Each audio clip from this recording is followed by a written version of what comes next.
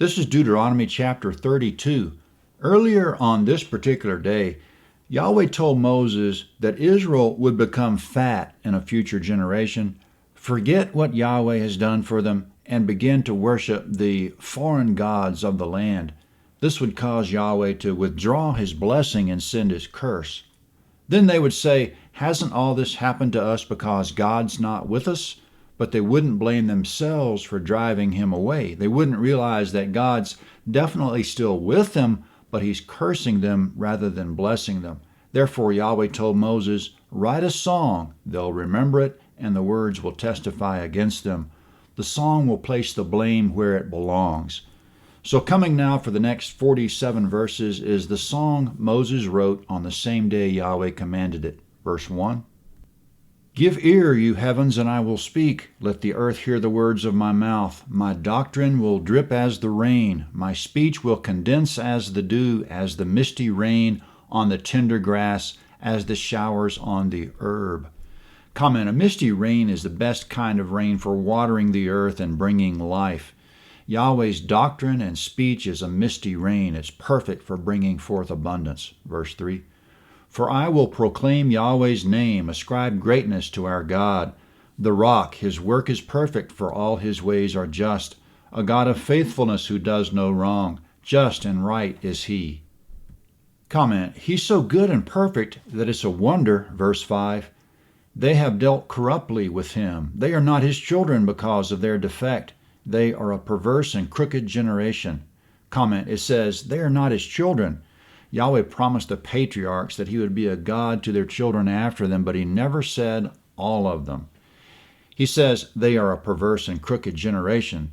There are many more generations like them to come. Stephen the martyr testified to this when he said, quote, which of the prophets didn't your fathers persecute? Acts 7:52. However, there will definitely be some brilliant examples of faith during their history. Verse 6. Is this the way you repay Yahweh, foolish and unwise people? Isn't he your father who has bought you? He has made you and established you. Remember the days of old. Consider the years of many generations. Ask your father, and he will show you, your elders, and they will tell you. Comment, this is the crux of the problem. They'll forget what Yahweh has done in the past. That's why Yahweh keeps preaching, remember, remember, and teach your children. Verse 8. When the Most High gave to the nations their inheritance, when he separated the children of men, he set the bounds of the peoples according to the number of the children of Israel. Comment, how did Yahweh set the bounds of the peoples according to the number of the children of Israel? It's hard to say, but certainly Israel is central to God's purpose on the earth, being the nation from whom he'll bring the Messiah, and being the geographical location of eternity in the New Jerusalem. Verse 9. For Yahweh's portion is his people. Jacob is the lot of his inheritance. Comment, Yahweh's portion is his people. The meaning of our life is to be with God.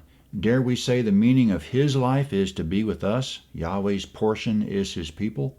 Certainly Christ gave himself up for us. Verse 10. He found him in a desert land, in the waste howling wilderness. He surrounded him. He cared for him. He kept him as the apple of his eye. As an eagle that stirs up her nest, that flutters over her young, he spread abroad his wings. He took them, he bore them on his feathers. Yahweh alone led him. There was no foreign god with him. He made him ride on the high places of the earth. He ate the increase of the field. He caused him to suck honey out of the rock, oil out of the flinty rock, butter from the herd and milk from the flock, with the fat of lambs, rams of the breed of Bashan, and goats with the finest of the wheat. From the blood of the grape you drank wine. Comment, Yahweh found Israel in a desert land, a howling wilderness, and removed him from there to a place of luxury and plenty. This is a metaphor for what Yahweh has done for all of us who turn to him. He brought us from a low place to a high one, a lean place to a fat one, a terrible place to a wonderful one.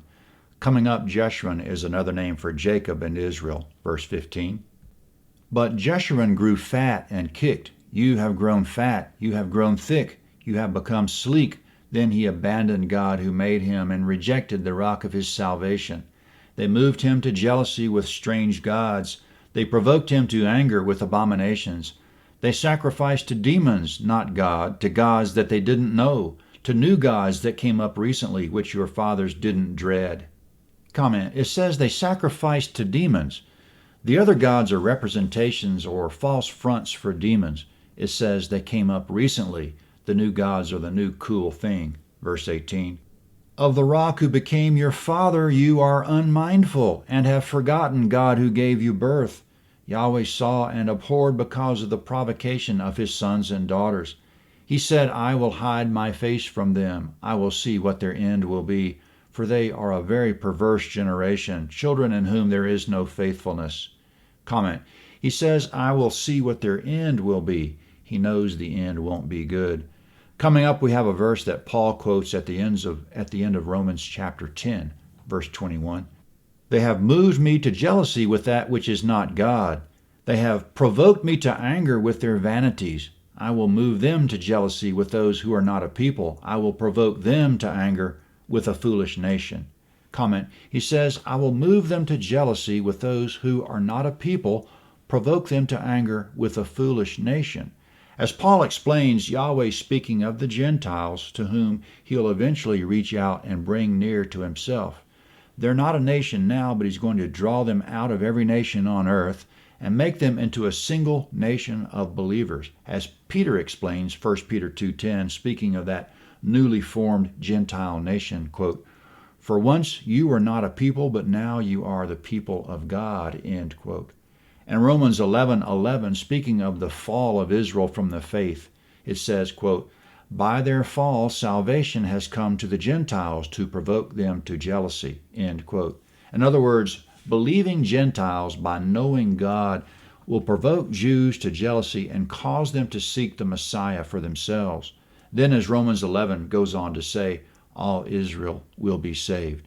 That hasn't happened yet, so this time of jealousy and returning to Yahweh is yet to come, but it is happening already on a limited basis. There's always room to view prophecy in different ways, but that's my view. Verse 22, for a fire is kindled in my anger that burns to the lowest Sheol, devours the earth with its increase, and sets the foundations of the mountains on fire. Comment, this is such an intense expression of Yahweh's jealousy and anger for Israel. It burns to the lowest Sheol, devours the earth, and sets the foundations of the mountains on fire. That's anger and jealousy. We don't want to be in the path of a jealous person, and certainly not in the path of a jealous God. Coming now, this is how that jealous anger is going to play out. Verse 23. I will heap evils on them. I will spin my arrows on them. They shall be wasted with hunger and devoured with burning heat and bitter destruction. I will send the teeth of animals on them, with the venom of vipers that glide in the dust. Outside the sword will bereave, and in the rooms terror, on both young man and virgin, the nursing infant with the gray-haired man. I said that I would scatter them afar. I would make their memory to cease from among men, were it not that I feared the provocation of the enemy, lest their adversaries should judge wrongly, lest they should say, our hand is exalted, Yahweh has not done all this. Comment, it says Yahweh would make a total end of Israel, make their memory cease from among men, were it not for one thing. He doesn't want to hand his adversaries a victory. He doesn't want the enemy to gloat over him and say, verse 27, our hand is exalted. And who's the enemy? Satan, we presume. Since Genesis chapter 3, we've been getting glimpses of that battle behind the scenes. Verse 28.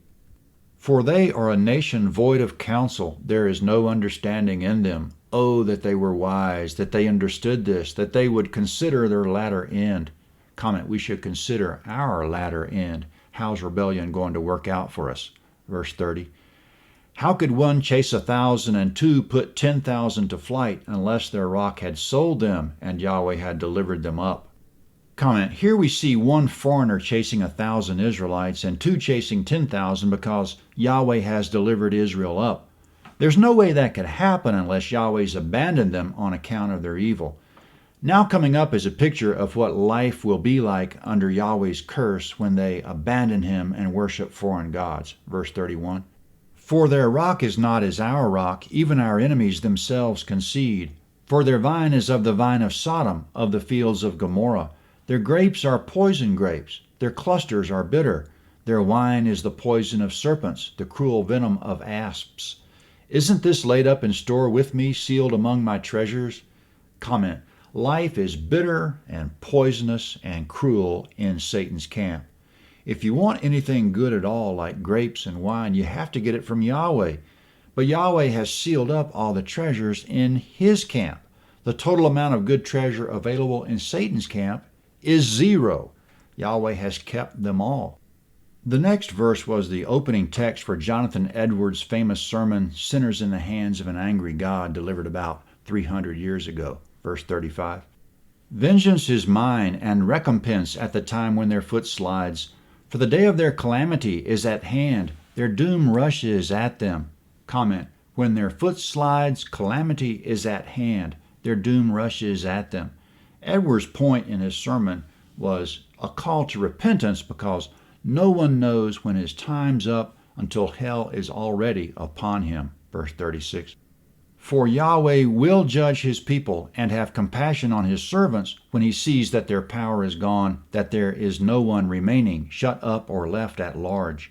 Comment: we might interpret this to mean when Yahweh sees that his servants, the prophets, have been persecuted and there's none of them remaining, either in prison or at large, he'll take vengeance on their behalf by bringing judgment on Israel. Coming up, that won't be pretty. Yahweh will rise up in anger. Speaking to Israel, verse 37, he will say, where are their gods, the rock in which they took refuge, which ate the fat of their sacrifices and drank the wine of their drink offering? Let them rise up and help you. Let them be your protection. See now that I myself am he. There is no God with me. I kill and I make alive. I wound and I heal. There is no one who can deliver out of my hand.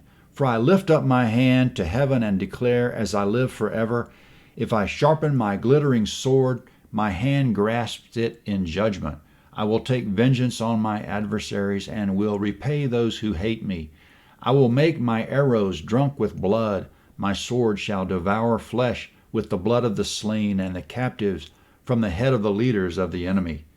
Comment: that last verse isn't completely clear, but the subject matter certainly has to do with vengeance. Coming up, God's vengeance is on the one hand frightful and terrible, but also on the other hand an occasion for rejoicing. Verse 43. Rejoice, you nations, with his people, for he will avenge the blood of his servants. He will take vengeance on his adversaries and will make atonement for his land and for his people. Comment: the making of atonement has to do with the Messiah. He's the only means of final atonement. So we have two groups of people. Some were the subject of vengeance and others the subject of atonement. Verse 44. Moses came and spoke all the words of this song in the ears of the people, he and Joshua the son of Nun. Moses finished reciting all these words to Israel. Comment: whether it was a song with a tune or just a poem without a melody, we don't know, but we do know that Israel and their descendants will remember it, as Yahweh said they would in the last chapter. Verse 46. He said to them, set your heart to all the words which I testify to you today, which you shall command your children to observe to do, all the words of this law. For it is no vain thing for you, because it is your life, and through this thing you shall prolong your days in the land where you go over the Jordan to possess it. Comment: Yahweh's word is no vain thing. It is your life. Now we come to Yahweh's last commandment to Moses, verse 48. Yahweh spoke to Moses that same day, saying, go up into this mountain of Abarim to Mount Nebo, which is in the land of Moab, that is across from Jericho, and see the land of Canaan, which I gave to the children of Israel for a possession. Die on the mountain where you go up, and be gathered to your people, as Aaron your brother died on Mount Hor, and was gathered to his people. Because you trespassed against me among the children of Israel at the waters of Meribah of Kadesh, in the wilderness of Zin, because you didn't uphold my holiness among the children of Israel. For you shall see the land from a distance, but you shall not go there into the land which I give the children of Israel. Comment: as Yahweh is commanding, Moses will climb Mount Nebo, see the promised land from the top. In verse 50, die there on the mountain. Moses is going to say goodbye to Israel in the next chapter and die in the one after that. But it wouldn't be right for him to frankly die. He'll only lie down and rejoin Israel in eternity when the dead in Christ rise. Yahweh won't allow him to enter the promised land at this time because of his part in the incident at Meribah in Numbers chapter 20. That's the chapter. Deuteronomy 33 is next at landofhavilah.net. Deuteronomy 33.